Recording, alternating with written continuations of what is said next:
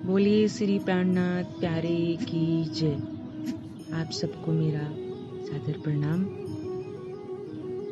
उधर बिहारी जी को जब इस बात का पता चला कि धारा भाई तथा रामजी भाई एवं रूपा राधा को मेहराज जी ने शरण दे रखी है, तो उन्होंने सोचा कि शायद वह मेरा आदेश नहीं मानना चाहते तथा जिसको मैं निकालता हूँ उसको वह रख लेते हैं। उनके मन में स्वयं को बड़ा बनाने की भूख है। जब बिहारी जी के मन की यह बात श्री जी तक पहुंची तो उन्होंने इस पर शब्दों में कह दिया, जो कोई भी निष्कासित, तिरस्कृत एवं निर्बल सुंदर साथ होगा उसको मैं अवश्य ही गले लगाकर अपने प्रेम की छांव तले रखूंगा। किसी की स्थिति में उसका परित्याग नहीं करूंगा। गंदे नाले का जल गंगा जल में मिलकर गंगा जल और सागर में मिलकर सागर का जल कहलाता है, जबकि उससे घृणा करने वाले तालाब का जल गर्मी में सूख जाया करता है।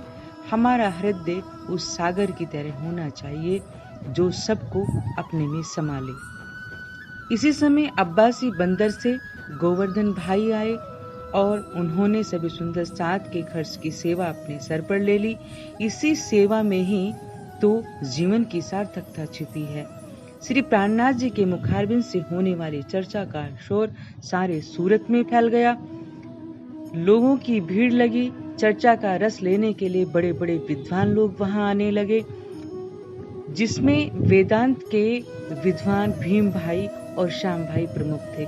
श्याम भाई श्री जी की चर्चा में इतने ज्यादा प्रभावित हो चुके थे कि उन्होंने भीम भाई से कहा कि श्री प्राणनाथ जी वेदांत के उन गूढ़ रहस्यों को व्यक्त कर रहे हैं जिनका आज तक कोई स्पष्टीकरण नहीं हो पाया था। इनके वेदांत के ज्ञान के आगे हम कभी भी नहीं ठहर पाएंगे। इस कथन को सुनकर भीम भाई भी यह विचार करने लगे कि लोगों को अब तक अक्षर ब्रह्म के मन के स्वप्न स्वरूप आदि नारायण को भी सब कुछ समझ रखा था, किंतु ये तो अक्षर ब्रह्म से भी परे अक्षरातीत लीला का वर्णन कर रहे हैं। निश्चय ही श्री जी का कथन वेद वेदांत के पूर्णतः अनुकूल है, जिससे हम लोग अभी तक नहीं समझ पाए थे। श्री जी की कृपा से भीम भाई की आत्मदृष्टि ब्रह्मधाम का अनुभव करने लगी। फिर क्या था, प्यासे को गंगोत्री की स्वच्छ जलधारा ही पीने को मिल गई। भीम भाई ने सपरिवार श्री जी के चरणों में आकर तात्म ज्ञान ग्रहण किया। तत्पश्चात श्याम जी भाई ने उस ज्ञान धारा का रसपान किया। दोनों ने अपने पूर्व गुरु सन्यासी शंभुनाथ से अपना संबंध तोड़ दिया और अलौकिक ज्ञान के सागर में डुबकी लगाने लगे। वल्लभाचार्य मत में गोविंद जी व्यास नामक एक विद्वान थे।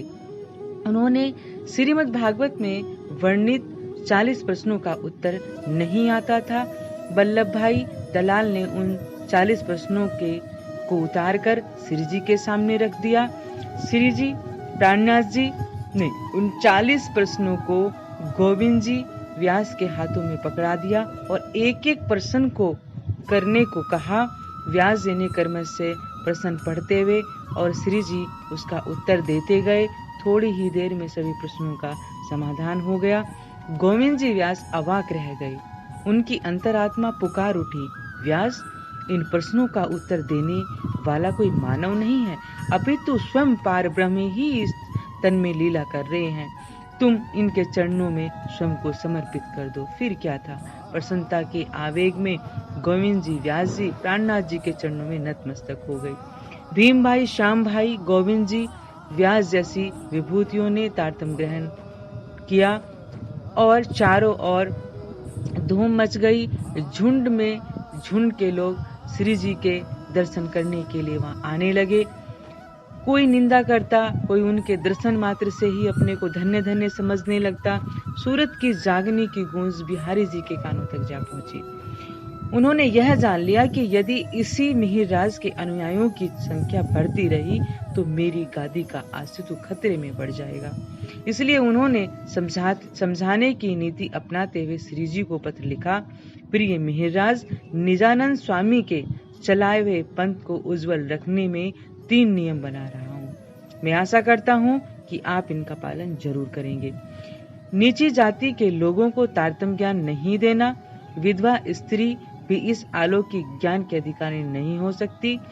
मेरे और तुम्हारे सिवाय अन्य कोई तीसरा दीक्षा देने का अधिकार नहीं रखता। बिहारी जी के पत्र का उत्तर श्री प्राणनाथ जी ने इस प्रकार दिया कि परम आदरणीय महाराज श्री, आपके बनाए हुए नियमों में पहला नियम यह है कि नीची जाति के लोगों को तारतम्य ज्ञान नहीं देना है। मैं आपको स्पष्ट करना चाहता हूँ कि सतगुरु श्री देवचंद जी ने जाति के झूठे बंधनों को कभी नहीं माना था।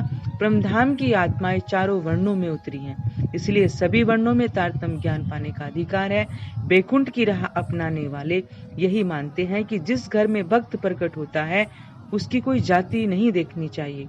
मतंग ऋषि चांडाल थे, जबकि ऋषि गडरिया, जानश्रुति ऋषि और रविदास जी भी शूद्र थे। ये सभी आज सबकी दृष्टि में परम सम्मानीय हैं। परमधाम की ब्रह्म सृष्टियों को जाति की दृष्टि से देखना महापाप है। आपने दूसरे नियम में लिखा कि विधवा को भी तारतम्य ज्ञान नहीं देना चाहिए। आपका यह नियम भी निराधार है। आपको विदित होगा, सदगुरु धनी श्री देवचंद जी ने खोजी बाई नामक विधवा को भी तारतम्य ज्ञान दिया था। वह मुसलमान स्त्री थी, किंतु निजानंद स्वामी जी ने कोई भेदभाव नहीं किया था। आपने यह जो लिखा है कि मेरे और तुम्हारे सिवा कोई तारतम्य ज्ञान नहीं दे सकता, पूर्णतः अनुचित है। इतने बड़े संसार में केवल हम और आप कहाँ तक प्रचार कर सकते हैं? इस तरह से तो यह ज्ञान बहुत ही सीमित क्षेत्र में रह जाएगा। हमारे तनों की लीला की भी एक सीमा है। जिसके भी पास ज्ञान हो वह तारतम्य दे सकता है। श्री जी के पत्र के साथ कलश ग्रंथ भी भेज दिया, जिसे पढ़कर बिहारी जी महाराज बहुत दुखी हुए। उन्होंने स्पष्ट रूप से कहा, यह कलश नहीं क्लेश है। इसमें तो मिहिरराज जी ने अक्षरातीत की सारी शोभा स्वयं ही ले रखी है। इसको पढ़ने वाला मिहिरराज पार ब्रह्म को मानने लगेगा, फिर मेरी गद्दी पर बैठने का क्या महत्व रह जाएगा। बिहारी जी ने अपने मन में सोचा कि मिहिरराज जी तो मेरे बनाए हुए 3 नियमों में से एक भी को नहीं माना है।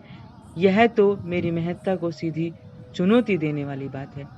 कलश ग्रंथ में उन्होंने यह बात दर्शा भी दी है कि अब अपनी गद्दी की महिमा को सुरक्षित रखने के लिए मिहिरराज को सुंदर साथ समाज से बहिष्कृत करने के सिवा अन्य कोई चारा नहीं है।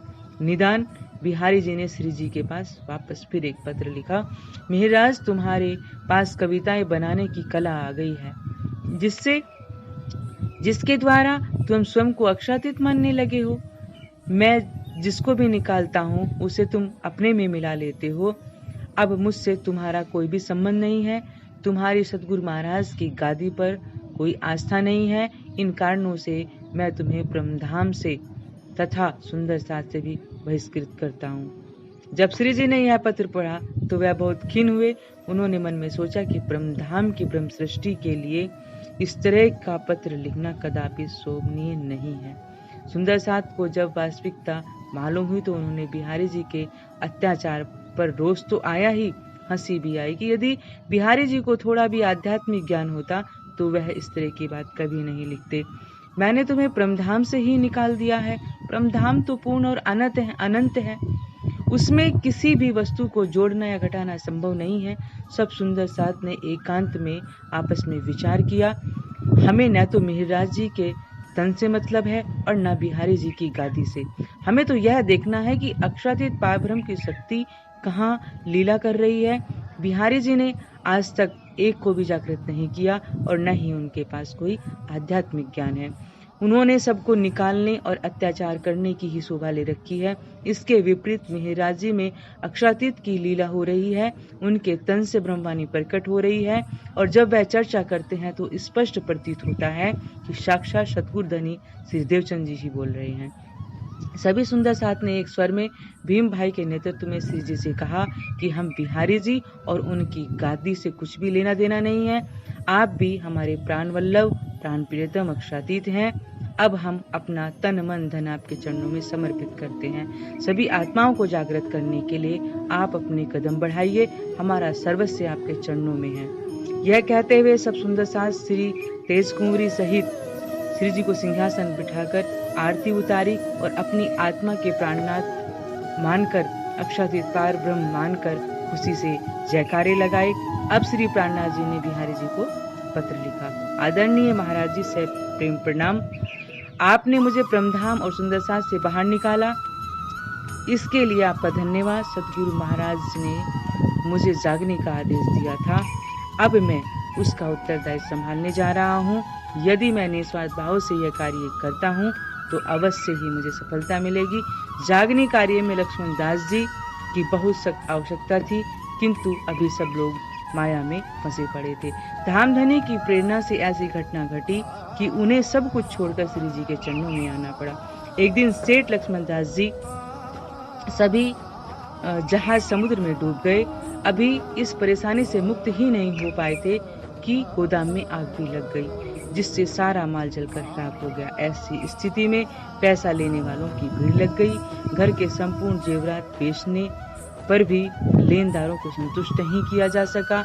अब लक्ष्मण दास जी को संसार में एक ही सहारा दिखाई पड़ा, श्री जी का सानिध्य। सच तो यह है कि जो हंसते हुए प्रियतम पार ब्रह्म की सेवा में नहीं आते हैं, बाद में रोकर उन्हें आना ही पड़ता है।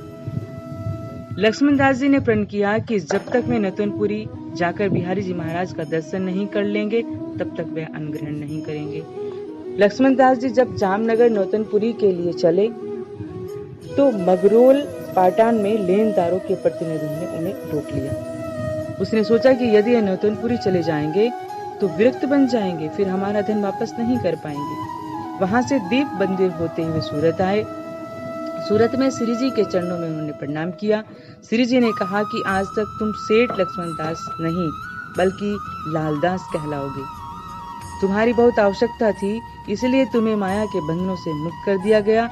अब जाकर सब सुंदर साथ के साथ भोजन कीजिए। लालदास जी बोले, मैंने यह प्रतिज्ञा कर रखी है कि जब तक जामनगर जाकर बिहारी जी महाराज को प्रणाम नहीं करूंगा, तब तक अन्न ग्रहण नहीं करूंगा। तब श्री प्राणनाथ जी ने स्वयं अपने मुखारबिंद से कहा, लालदास अब तुम धामधनी के चरणों में पहुंच गए हो, तुम्हारा प्रण पूरा हो गया है। अब तुम्हें नौतनपुरी जाने की कोई आवश्यकता नहीं है। बिहारी जी महाराज केवल गद्दी पे बैठने के कारण अपने आप को धामधनी माना करते हैं। उस गद्दी की महत्ता केवल इसी कारण थी कि उस पर सतगुरु श्री देवचंद जी बैठा करते थे, किंतु क्या बैठने मात्र से कोई अपराधित हो सकता है? लंका में बड़े बड़े कुबेर सिंहासन से उतारकर रावण ने उस पर अधिकार कर लिया था, तो क्या वह देवता बन गया? राजनीति के क्षेत्र में तो यह मानना है कि सिंहासन पर बैठने वाला संपूर्ण राज्य का स्वामी माना जाता है। आध्यात्म जगत में गद्दी पर बैठने वाला व्यक्ति उस स्थान विशेष का स्वामी हो जाता है, किंतु आध्यात्मिक संपदा पर जब तक स्वामित्व होना नहीं हो सकता, तब तक उसकी योग्यता न हो जाए। बिहारी जी केवल रूई की गद्दी पर बैठकर अपने को कृत्य मानने लगे थे, जबकि मिहिरराज जी ने हफ्से में विरह में तड़प कर अपने प्राण वल्लभ को दिल में बसा लिया था। फलते सही अर्थों में सबके प्राणनाथ बन गए। ब्रह्म ज्ञान की अलौकिक ज्योति को चारों ओर फैलाने का लक्ष्य लेकर श्री प्राणनाथ जी के साथ 500 सुंदर साथ का एक कारवां चल पड़ा। परिवार के जो लोग उनके साथ नहीं चल सके, उनको उन्होंने अंतिम प्रणाम कहते हुए विदा ले ली। इस कारवां में श्री तेज कुंवरी, जिन्हें श्रद्धा पूर्वक सुंदर बाई जी राज कहा करता है, वेदांत के प्रकांड विद्वान भीम भाई, जिन्होंने श्री जी के चरणों में सेवा करते करते अपना तन छोड़ा, लालदास जी अपनी पत्नी लालबाई तथा बेटी श्यामबाई को लेकर चले। करोड़ों की संपत्ति के स्वामी श्री लालदास जी के पास अब 1 रुपया भी नहीं बचा था। अब्बासी बंदर में गोवर्धन दास जी भी थे। बिहारी जी महाराज जहाँ कदम कदम पर श्री जी का विरोध करते रहे, वहीं उनकी सगी बहन यमुनाबाई ने श्री प्राणनाथ जी के वास्तविक स्वरूप को पहचान लिया था।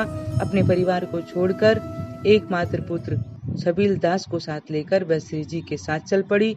दोनों ने सेवा करते करते आखिरी श्वास ली और धनी के चरणों में प्राण त्याग दिए। लगभग 500 की संख्या के साथ श्री जी सूरत से चलकर अहमदाबाद पहुंचे। वहां 4 दिन रहकर सिद्धपुरी पहुंचे।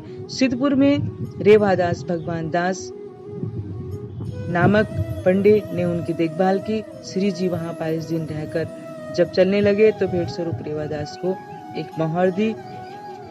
अपने स्वभाव के अनुकूल रेवादास बोल पड़ा कि आप लोग तो इतने धनवान हैं, एक और मोहर दे दीजिए, आपका बहुत पुण्य होगा। गोवर्धन दास जी ने कहा, तुम्हें एक ही जगह हम कई मोहरे दे सकते हैं, लेकिन वह नश्वर वस्तु है।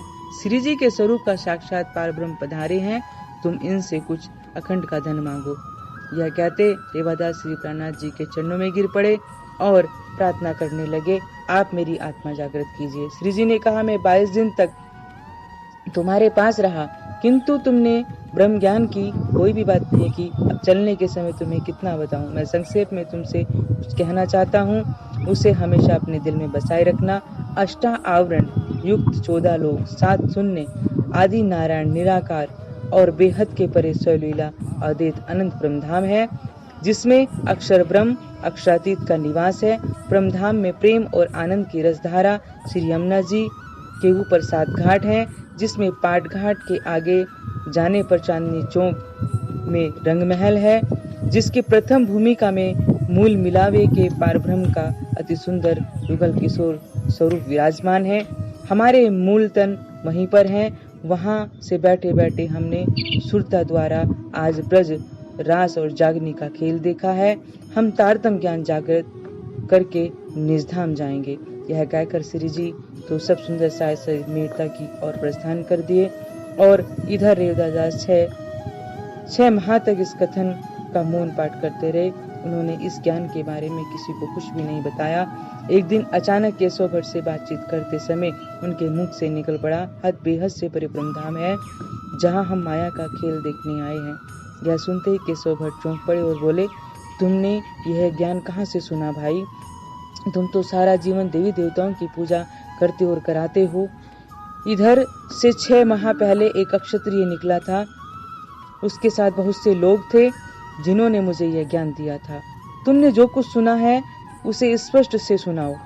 उस तेजस्वी क्षत्रिय ने कहा था कि इस अष्टा आवरण वाले 14 लोक से ऊपर 7 शून्य आदि नारायण मोह तत्व तथा बेहद का ब्रह्मांड है, उसके परिब्रह्मधाम है, जहाँ से आकर हमें ब्रज रास का खेल देखा है और अब जागनी ब्रह्मांड का खेल देखकर हम पुनः ब्रह्मधाम जाएंगे।